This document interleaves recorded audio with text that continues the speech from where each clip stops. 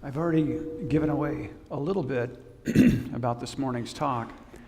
This has been a series that's been going on for a while. It's a how-to series. And the Unity's tagline used to be practical Christianity. And, they didn't want to negate any other path. So now, our tagline is a positive path for spiritual living. And we want to focus on what's positive, but we don't want to lose sight of what's practical. And this whole series has been about practical application to improve our lives and our communion with the divine. Next week will be the last week on this series, and then we're going to do Emily Cady's book, Lessons in Truth. So the reason we're doing this how-to series is imagine a cloud blocking the radiance of the sun. And if you could remove that cloud and experience the sun, would you do it? So that the radiant presence of the Holy Spirit is always there. The blocks come from within. Emotional blocks typically are where they begin. And then we begin to paint a picture of doom and gloom, and all we ever see is the inside of our own umbrella that we've put there, and we can't see the sun anymore. We've forgotten. So this series is how to get rid of these obstacles that block our development. I was reading Father Rohr, Richard Rohr, our Catholic brother. I was reading his book, Breathing Underwater, and in there he goes, "Religion is for those who are afraid of hell. Spirituality is for those people that have been through hell." Isn't that great from our Catholic brother? So we don't want to be afraid. We want to be motivated by where we're going. We're drawn by love. Amen? So we want our compass to be set based on love. That's where we're going. We're not running from things. We faced our fear. We've dealt with our fear. Fear doesn't control where we go. You know how an outboard motor's on the back of the boat? And a little boat, you can steer the whole boat just by where the power goes. It's running from a thing. But we want to be drawn towards Christ. We want to be drawn towards the radiant presence of love. So this week, it's how to overcome anger. And as I shared in the opening, the greeting is that, when we're triggered, and my understanding was that that young man was struggling with something that had happened to his friend. And he didn't clearly have the tools of how to rationally deal with whatever that issue was. And I don't want to blame him, because, man, have I been triggered and made stupid decisions. I have a lifetime of dumb decisions. And I've got scars all over my body to prove it. Lots of mistakes. But so we try to facilitate a spirituality that's effective in our very busy lifestyle.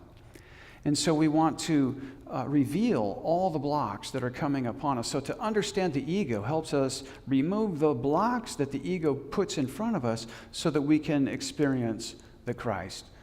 Okay, next slide, please. So how do you feel about the recent events of this last week? Has everybody had an opportunity to just quietly reflect on the thing? And I don't want to really dig too deeply into it, but just touch on it. And then think of a time in our own lives where we've been triggered and made a decision that wasn't completely rational. In hindsight, the difference between hindsight and being in the moment is in the moment you can be triggered. And when we're triggered, we cannot access the prefrontal cortex of our brain. And so we react like a reptile. It's kill or be killed. The fish, big fish eats the little fish. It's a very simple order of things. And fear motivates the lower animal kingdom. So that we're not controlled by this, we want to face anger and learn how to deal with it. Rev. Kristen Preudhomme, take it away. Thank you. Good morning, everyone. Good morning. What a joy to be with you guys today. I just want to say what a gift it is to be in sacred community with you. It's a divine appointment where we all get to show up and share this moment in time together. And before I begin, I want to really thank Mike this morning. He came in early. He put in a video to the time together today. It's something that has to be done. Lots of factors have to be put into it. And he and Patricia, they just rose to the occasion. They got it in there. And I'm so grateful because it's really going to land what we're going to talk about together today, which is anger. Well, wasn't that a fun topic? Honey, you did a great job introducing it for all of us. But I'm wondering, do you ever get angry? Does anybody here ever get angry? Yeah, a little bit, yeah, okay, all right. Yeah, well, I kind of have worked with that in my own life because in a big portion of my life it wasn't okay to be angry. And so how do we deal with that? Because everybody has things sometimes that come up that make us feel angry. Is it okay? Is it okay to be angry? That's really something. It's something to think about because sometimes we get messages when we're younger that it's not okay to be angry. You got to stuff it down and push it down. But I may share with you today that it is okay to feel anger. It's not so much the feeling of being angry, but it's what we do with that anger. What are we going to do with it? And how do we behave in the middle of it? And what can we do to healthfully deal with it? Oops, whoop, come back here. Whoa, this thing does just zip right along, doesn't it? Okay, going back, I'm gonna set it down. So how do you feel when you think about anger? I know I kind of get this little stiffness in my tummy or my shoulders start getting tense. You know, it impacts me. I feel that energy of that constriction. So I've always thought of, I didn't plan on saying this, but I'm going to say it anyway. When I was studying once about anger and how to release anger, I was like, okay, God, I get it. I was actually on a cruise ship, not on this one, but it was a different cruise. And I was like writing in the column of the book, and I'm like, yes, God, I get it, but how do you release anger? How? I know it's a good thing to do. You don't want to hold on to it.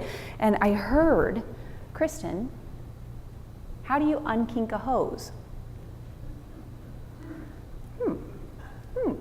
Yeah. Well, I thought, well, you let it go. Yeah, you let it go. It's that simple. You unkink the hose. You let it go. So when you're feeling angry and that shut down, tight feeling in your body, you got to breathe. You got to open. You got to allow. You got to let the flow of the good, of the God, of the grace to flow through you. So let's talk about that, and let's get really real for a moment. Okay, so Sky St. John, one of our homiletics teachers in seminary, said, being a minister is kind of like standing naked, in front of a congregation and turning around very, very slowly. It's a level of authenticity and vulnerability that we're invited in as a leader. And I just want to share with you that this morning I'm going to do that with you in a new way that I've never spoken about in public before. So here we go. When I was born to a family that my father was a Missouri Synod Lutheran minister. And then when I was 11 years old, my mom and my dad got divorced, and my mom remarried to a man that had had a stroke. And he didn't process emotions very well. And matter of fact, I think it messed up the wiring in his brain. And so my stepfather would go through a cycle of anger. And he would erupt, the energy would come down, and then it would come back up again. And he would have to vent his anger. He didn't deal with it in a very positive way. He took it out on his children, and he had boys, and then my sister, and then when she graduated, it became me. And so what would happen was about weekly, he'd get angry, and he'd start hitting. And one day, he was actually on top of me, hitting me. It was not sexual, but it was physical. And I just was like, I've had it. Enough.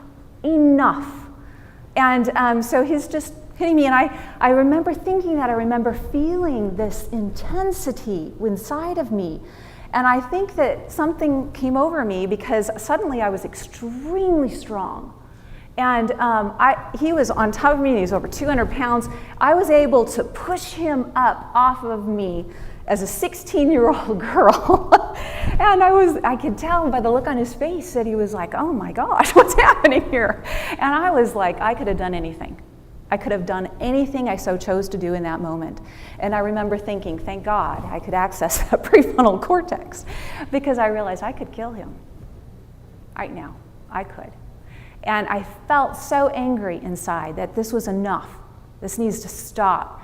What I did was I kind of played that out in my head, and I realized that that wouldn't be a very good way to go. Nah, that's not the pathway to take. But what I did was I ended up pushing him back just enough there to hit the closet doors, and the closet doors came off. And just, it was a pretty amazing moment, actually. The anger inside of me said, enough. Stop it. Stop it. And it stopped. I could tell he was disoriented. He left the room, and it ended. Anger can be a healthy thing, healthfully handled. It's what we do with that anger. If we're encroaching on another person's body, if we're harming them emotionally, if we're mentally messing with them, that's not healthy. That has to stop. And if that's happening, you need help. Or your person that you're working with needs some support and some help. And I would strongly advocate for that to happen, because harmful things happen. We've seen it this week. We've seen how difficult, permanent choices can be made that can't be undone. So if we know there's a pathway, a pattern of unhealthy anger, get support and get help. However, there are moments in time where you have to say, no, this isn't okay. This is my body. I need to be safe in it. And that's enough. And that's enough. So we can go on and we can move forward from there. So, all right, that was pretty intense. I'm going to lighten it up a bit here. Does anybody remember Evel Knievel? Awesome. All right. When I was a little girl, Evel Knievel, I'd seen him do one of his 75 motorcycle jumps over, a lot of vehicles, and I thought that was pretty cool. I think I was 2 or 3 at the time, and so I thought, I want to do that. That looks like a heck of a lot of fun. So I'm in the area between the parsonage and the church with my tricycle, right? And I'm thinking, I'm going to do an Evel Knievel jump. That's just seeming like it'd be totally cool. So I was like, okay. At the entrance of the church, there was a whole bunch of stairs. I'm like, that'll do really well. So I don't know how I managed this, but I took my tricycle up the stairs one at a time until I finally got to the top, which looked like about the top of that window up there when I was 2 or 3. And I went back and forth on this little tiny platform right in front of the doorway to build up speed. I was watching when Evel Knievel did that, and you need to have some speed behind you. And so I'm like doing these little figure eights up there, and then I went for it, tricycle and all, right? I think I made it down maybe 2 steps, and then I landed, everything went haywire. I landed on the mud scraper on the bottom, and I'm like just looking at the vision in front of me, and I could see my little sister running toward me in her pink shorts. It was okay. I got a few stitches. Everything worked out fine. But I got to tell you, at 2 or 3, my brain wasn't mapped for how to successfully jump like Evel Knievel did. Now, okay, let's say that was my will up here, gonna do its thing, and then it doesn't quite work out the way I thought it would. As a parent today, I can see my little girl. I can see what she was trying to do. I can have grace and compassion for her. And I could actually help facilitate that event in a whole new way if I were able to have been there. And what I would have done probably was said, okay, Kristen, let's do this, but you're gonna do it with me. You're not gonna do it alone. All right? And you gotta listen to me to do this, all right? So I'd bring her up there, I'd take her tricycle, I'd let her do her little figure eights, and I said, okay, pause. All right, wait a minute. Take that tricycle down on the ground. All right, you ready? We're gonna soar. Woo, there you go. Boom. All right, now go for it. Way to go, Evel Knievel. Way to go, Kristen. See, when our human will is coupled, open, aware, and willing to work with a higher understanding, a parental, a peaceful, graceful presence, the outcome can be so much more than what we thought it could be. Not just my will, but my will coupled with thy will being done. All right, so when I was in seminary, I would drive across a dam on a lake on my way to school and on my way home every night. And each day, I would see these birds soaring, not using much energy or effort. They would just spread out their wings and they would soar. I was like, oh my gosh, this is amazing. It's beautiful. It's spiritual. It became a visual meditation for me. And I realized that when a bird flaps its wings, it takes a lot of effort and it can't go very far. And if it can use the thermal lift, which is the heat rising up off of the earth, and find that lift and spread its energy, its essence, its energy into it, it can go to heights it had never known before with very minimal energy and effort spent on its part. This was a visual energy and experience for me to understand how when I, on my will, try and operate, I can't go very far. But when I am in communion with the divine, when I am in touch with the Spirit of God that is within me, then I get carried forward. I get to soar through the difficult spots in life and land safely and get to continue on in my life's journey. So I'd like to kind of have you think of that energy of the soaring bird as we move forward and we listen to an interview from Michael Singer with Oprah Winfrey.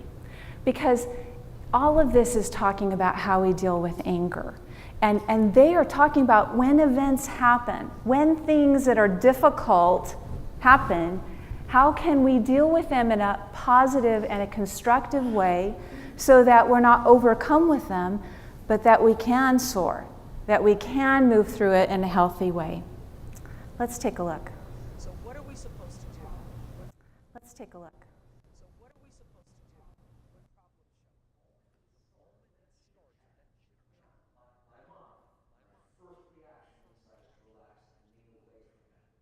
Quiet one who's clear will look at reality and it will be pretty obvious what it is for you to do. What it is to do. In a moment when you have a difficult situation, something comes up, what is it that you do? Instead of leaning into the problem with your mind and exacerbating it and amplifying it, what Michael Singer, the author of The Untethered Soul, is sharing with Oprah Winfrey is you lean back from it. You lean back from the experience instead of get embroiled in it. You come to a higher state of awareness, and that place, from that place, it can move through you. That it will move through you without you getting triggered and caught and stuck like a sticky piece of paper, on your soul. It will instead be gentle and clear and facilitated by something higher. So how do we land this in our life? How does all of this land safely in our world? I'd like to propose that we use the word soar, that we walk away today with the word soar in our minds. And what does that mean? And how can we help, as Michael was saying, not go into but come out of? As an acronym, let's let the S be for stop. Something happens, we feel like, or we get angry, or something is happening in our world that we don't understand. Stop. Breathe. Breathe. The breath will allow you to be able to access your frontal cortex. When you hear your mind chatter start, just stop and breathe. And then open. Open your awareness. Open your body. Open the energy field. How do you unkink a hose? You let it go. So you allow that energy to flow through you and open to a greater awareness, not just my will, which may not end so well, but thy will carry me through this and land me in the safest space, in the safest place. And then I can respond, not react. React is immediate. It's not thought through. It's not felt in a higher mind. But if we can stop, we can open, we can become aware of the presence and the power of God. And from that place, we can respond and land and successfully deal with our feelings, no matter what they might be. So I just breathe with you today I give thanks for the sacred opportunity to be in connection, in community, and in this moment. I see us going forth from our time together today with happy, peaceful, and loving hearts. And when those things do happen, we can soar. We can stop, open, become aware, and respond. Namaste. Great. Thank you.